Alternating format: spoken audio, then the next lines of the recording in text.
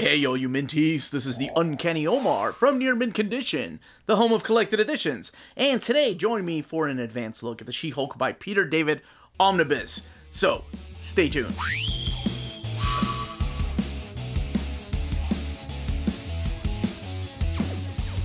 Before getting started, I want to give a huge thank you to David Gabriel and the fine folks at Marvel for sending us an advanced copy of this omnibus. This omnibus is due out in the direct market and book market on May 17th or 18th, depending on where you get your books. Speaking of direct market, that's exactly what we're looking at here. This is the Ed McGuinness cover for the direct market, meaning it's only available at your local comic book store or places like cheapgraphicnovels.com, Walt's Comic Shop, Diamond Breed Collectors, Organic Price Books, In-Stock Trades, DCBS, places like that. On the left-hand side is the standard edition cover by Mike Deodato Jr., and that one will be available everywhere. And I do love to show the spines with the covers, because sometimes the spines are different, depending, it's case by case, but just in case, people like to show off the spine more than they care about the cover. Sometimes it does matter to people. And speaking of spines, if you care about comprehensive reading orders in only omnibus editions, this is the way that it's going to look next to the other books. Yeah, it's kind of all over the place. You have the classic Silver Age here, which really isn't Silver Age, it's more of a Bronze Age book. You have the John Byrne era of She-Hulk. You have the Dan Slott, which is right before this, so we're going to talk about exactly when this takes place. And they all have a different type of spine design. So who knows, maybe if there's a Charles Soule later on, that would be great, actually. Or more She-Hulk of this era. I hope they continue with that logo on the spine. But yes, this is the way it looks like, or will look like, on your shelf. So you have the Marvel Omnibus logo there, She-Hulk by Peter David, and you have a picture of She-Hulk there. The back of the book, showcasing the covers that are collected in this particular omnibus. The price of the omnibus being $75. Jennifer Walters, Bounty Hunter. It is that era of Jennifer Walters as a bounty hunter. But how did all that happen? Underneath the dust jacket, we do have an image by Mike Deodato. Right there. The spine being the same spine. Oh, no, actually, that's a different spine. Sorry, that's the one that you'll find on the standard edition. And then the back of the book. And that's a cover to issue, I think that's issue 25 by Rain Beredo. So let's go ahead and get this sucker open. Check out the artwork and talk about the stories in here without going too much into spoilers. And, of course, when all of this takes place. Alright, so let's go ahead and get this book opened. Now, this is something that they have done in at least the last two omnibus that have come out. The She-Hulk by John Byrne and the Dan Slott She-Hulk. They've had this green and paper there, and there's a picture of She-Hulk. Previously on She-Hulk, here are all the artists, letters, colorists, inkers, pencilers that worked on the book, the editors that were on the book at the time, the cover artist, and of course all of it written by the man himself, Peter David. So starting with issue 22. So this kicks off with issue 22, that is the 2005 issue that started with Dan Slott's run. So this immediately follows up Dan Slott's run. I love this Savage She-Hulk picture right there. So this contains She-Hulk 22 through 38, the Cosmic Collision one-shot, X-Factor 33 through 34. Now this isn't classic X-Factor, it is the 2005 X-Factor when it was X-Factor Investigations, which will be part of X-Factor by Peter David Omnibus Volume 2. And also containing Sensational She-Hulk number 12. That's the original Sensational She-Hulk series, kicked off by John Byrne. And then material from She-Hulk Sensational one-shot. So the book is 552 pages. That's something that you may have noticed when I had all the books up there.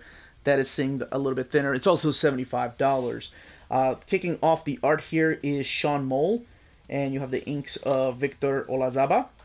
And this gives you the new status quo for Jennifer Walters. What she's doing lately. Well, she is a bounty hunter.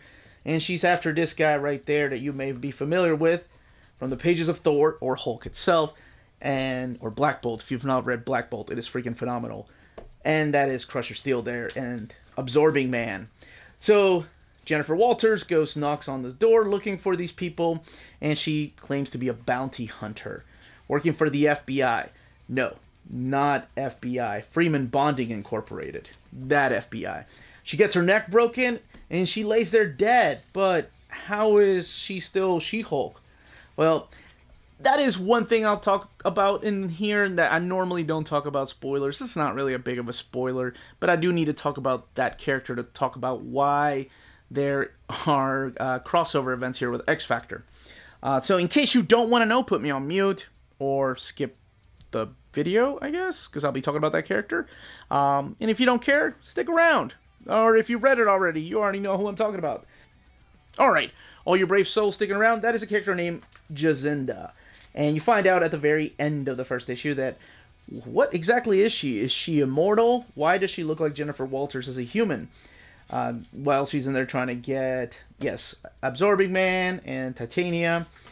Well, it turns out that Jacinda is a Skrull, and now she is also a bounty hunter. And she has a different mission here on Earth. And we're about to head into an event that might be part of that mission, and that is the Secret Invasion event. And that's when the crossover with X-Factor happens. So that's what the first story arc kind of starts off as. It shows these bounty hunter adventures. It slowly starts talking about how she lost the rights to be a lawyer because, you know, she was a famous lawyer. There were all these things that were good that were finally happening to her. There are characters, I mean, she was in a relationship. What happens? Well, slowly but surely, Peter David reveals the events that led to her being let go from there, why she doesn't have ties to the Avengers anymore, what happened to that love story that was building through the pages of Dan Slott's run, and what happened to the supporting cast from that run. Now, because it takes such a long time to get to those answers, I feel like it's the reason why people kind of gave up on the book. And there's another reason too, and that's very important. And that is, if you're expecting the jokey fourth wall breaking that you found in Don Slott's, Uncanny Martuck Pretty One Day, Dan Slott's run of She-Hulk, that's not really here. It's still humorous, but in a different, wittier way. The dialogue, you do have some returning characters. There's Mallory Book, for example. But it's a different tone than the Dan Slott run. Dan Slott's run didn't take itself seriously. You never really knew what was canon and what wasn't, even though people would argue day and night over everything being canon. But that's almost impossible with some of the stories and characters that were changed a lot through that run. Peter David's run takes itself a little more seriously, and that's why people weren't fans of it. And that's not to say nothing bad happened to her in the pages of Dan Slott's run. She went from being a top-flight prosecutor and a pretty much rank A Avenger to kind of getting fired from her job and then thrown out of the Avengers Mansion. So things gradually happened to her, but by the end of his run, you know, things were looking up for Jennifer. In here, it's just so different. It takes more of a serious tone, and that's not to say that Jennifer couldn't be serious in Dan Slott's run, but in this, it seems like she's interacting with the rest of the Marvel Universe. And yes, that happened in the pages of that run too, with Civil War, World War Hulk, and all the crossover. And there were some serious parts of that story, but in this, it seems like it's more about the witty dialogue that makes it funny, and less about the fourth world breaking or some of the goofy kind of characters that are found through these pages. So, you know, prepare yourself. Okay, we still get scenes like this with Hercules. Now, this isn't classic Hercules that you're used to with like that Shakespearean kind of voice. It's more like Fred Van Lente, Greg Pak's take on the character, so he speaks a little bit different. And the other thing I was going to say that probably slowed the sales of the book was the fact that it took Peter David a little bit to get used to capturing the voice for this character.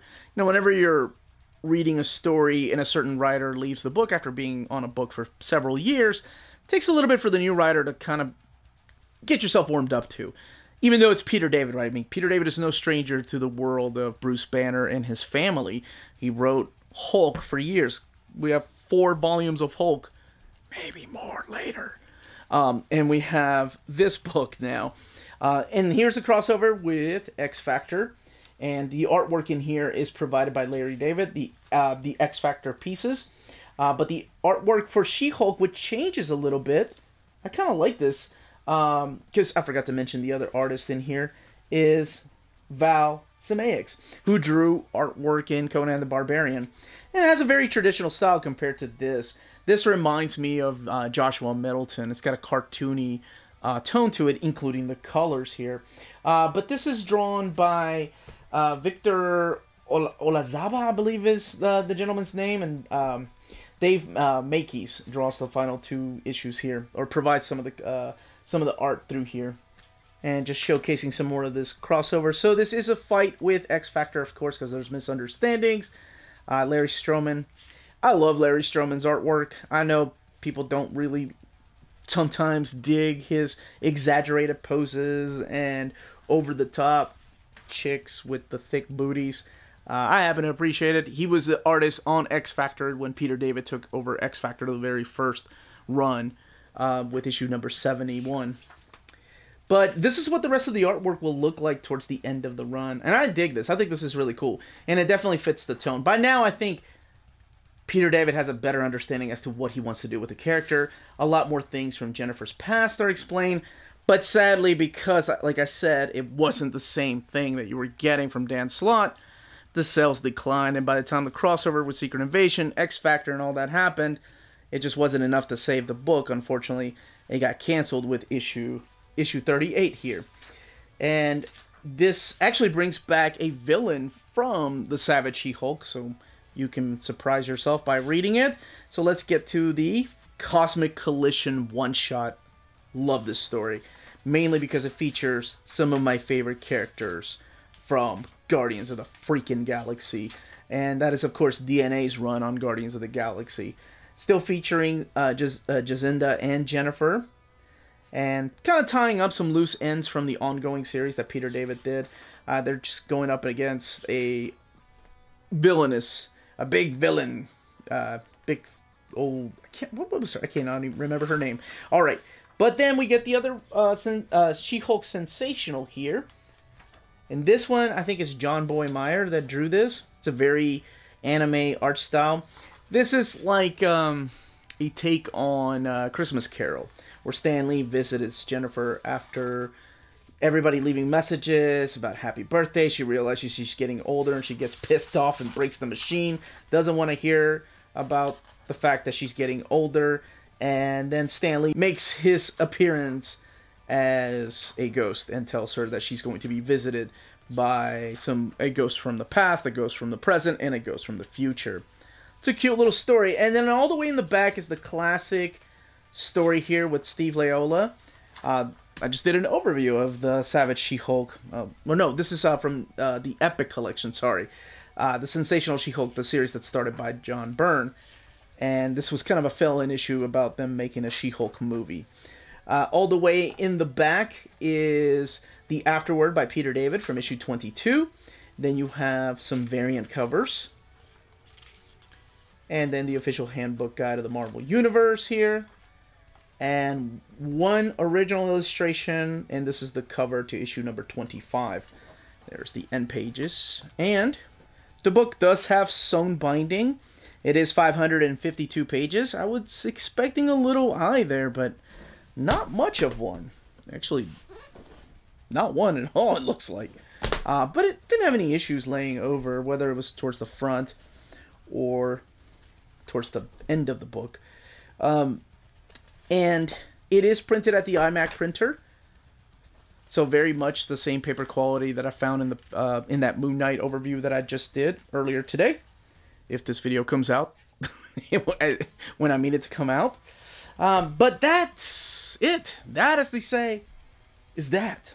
If you're interested in purchasing this book, don't forget to check out our sponsor. And that was the content, the page count, and build of this CheapGraphicNovels.com, your online home for graphic novels and collected editions up to 50% off cover price. They have excellent shipping and prompt and helpful service. Check out their bargain deals for up to 90% off cover price. And don't forget, the CGN also takes pre-orders. That way you don't miss out on the hottest releases. And they are currently running a special promotion for you Minties. If you're a first-time customer, after receiving your order confirmation email, reply back to that email and let them know Near Mint Condition sent you their way. They will then apply a free shipping promotional credit to your next order in the US. Cheap Graphic Novels, your source for the hottest books with the kind of deep discount, quality shipping, and customer service that will keep you coming back for more. And that was the content, the page count, and build of this omnibus. Let me know in the comments down below if you are picking this up to continue your reading order of She-Hulk. If you've read this run, what you think about it compared to something like Dan Slott's run or John Byrne's run, or maybe how it compares to Peter David's Hulk run. Again, this was the Uncanny Omar. If you have any questions, leave your questions down below. Don't forget to smash that like button, subscribe, ring that bell for notifications to let you know when our videos are going live. We are on Spreadshop and Patreon. Amazing ways to support the channel if you can do so. And more importantly, everyone stay healthy and safe out there. Much love.